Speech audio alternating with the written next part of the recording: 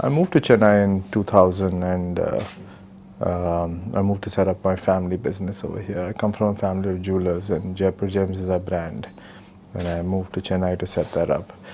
And as it took me about 3 to 4 years to really get established on that business. And about 2005 is when I felt that we were really there as a market. 2007 is when we opened our second store in South India. That was in Coimbatore, and it started off really well.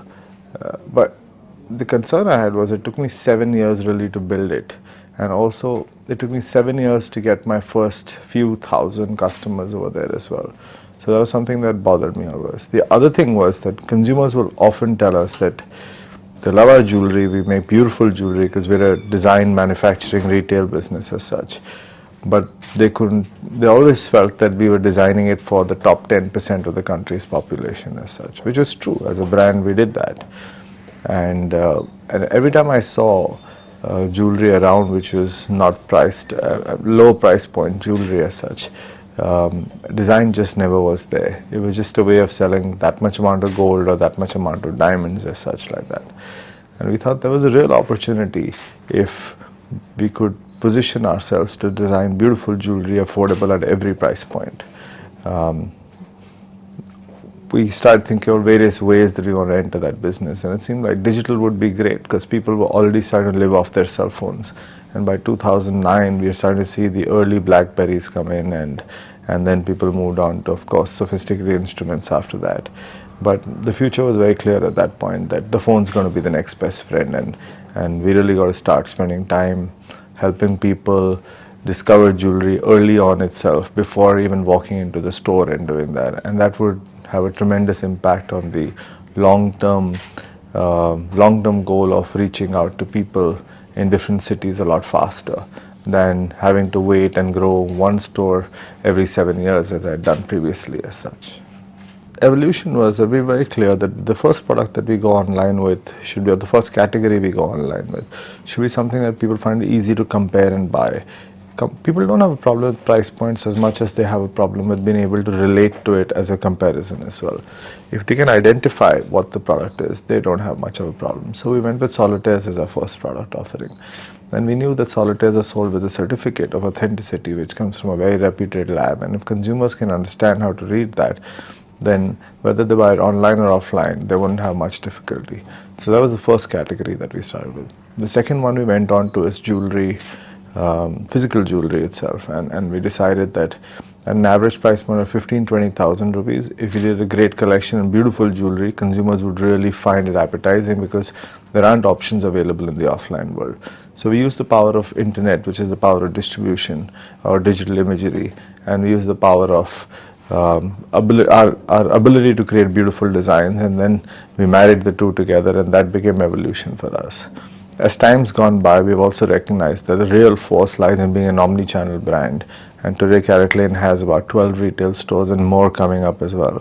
And we allow consumers to choose online and look for distribution either through a try-at-home program, which is the first that we ever happen in jewelry, or through our app, which allows you to do a virtual try-on, or through our stores, or just buy it on the internet as well.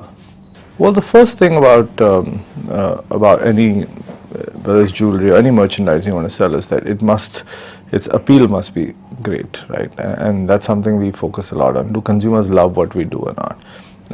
That's very evident if you see the number of times they come repeating back to look at the product. Then of course we have to overcome this hurdle of having to buy online, because jewelry is possibly the highest value item that consumers are looking to buy online at this point as well. To overcome that, every few months, every few years, I mean not few years, but more like every few months, we've always done something innovative. We were the first ones to come up with Try at Home as a program. We launched it across multiple cities at the same time as well, and that's been a real success for us. We were the first ones to do a perfect look try-on app, so you could try jewelry on the app on your own face and be able to see what it does for you as well. And we were the first ones to do a true omni-channel business by building stores around India as well, and giving people the power of distribution. They could choose things online and say, hey, I want to see it in a store next to me. So let them overcome that hurdle the first time, and I'm sure the second time or the third time they'll be more comfortable buying the product online itself also. So it's our job to help people feel comfortable buying jewelry in whatever medium that they want to buy. But it's also our job to create digital impressions so that when they have to take jewelry into consideration, instead of walking into a store and discovering something, they should discover it in their home itself. I think I have to say we've been blessed that it is the digital era as such, and consumers are looking for various things online, and we've relied a lot on the online world as well to really propagate our story and our value propositions across to consumers as well. India today has about 30 million people who shop online, and these 30 million are the first ones that we went after as well. Today I think we're ready to see that the 30 million is going to grow and become larger as well, and with that we're going to focus our business as well to take it to a wider set of audience. There are 300 million people who are online, but only 30 million shopping online. So there's a huge gap over there, and I think those channels are still very, very vibrant for us to use and get consumers to focus on our products. I think our Net Promoter Score gives us immense satisfaction. We're probably one of the few companies which are above 75% on Net Promoter Score in the entire online universe itself. Forget just the offline stores.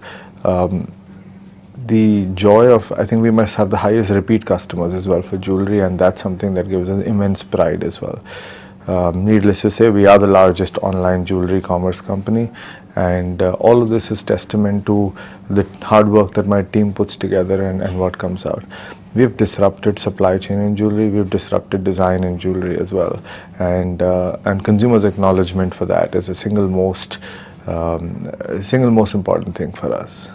So CaratLane's jewelry business born online, it's not, it doesn't mean that if the consumer wants to buy a CaratLane product at the end of the day, and it's our job to make sure it's available if they want to do a try at home or in a store near them, or just purely online as well. We do feel this market's going to grow exponentially because the jewelry market in India is very large, and as the ability to buy on the internet increases, people will buy from CaratLane. They will also buy from others as well. That's the beauty of the jewelry business or any other fashion business. There's no winner takes all kind of strategy in that. Multiple people can succeed at the same time, and we strongly believe that in that multiple people succeeding, we must take leadership. We've always helped other people also who have questions about how do they go about doing jewelry online. We're more than willing to help them out with it, but because we back our strengths and we know that what we talk about today is what we've already done, what we don't talk about is what we're going to do next. I think the entrepreneurial system today in India has evolved tremendously. When I think about when I started out, raising capital was the hardest thing at that point. It took me 1 year to talk to various VCs to even get them interested in what I'm doing.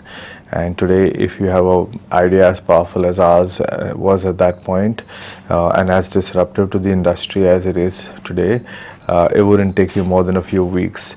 There's never been a better time for entrepreneurship, and the government recognizes it as well. You can see the Make in India and the Startup India programs as well. Yes, they can always be better than where they are, but I think for even government to acknowledge that and accept that and come up with schemes for it is brilliant. I think there could just never be a better time to be an entrepreneur in this country.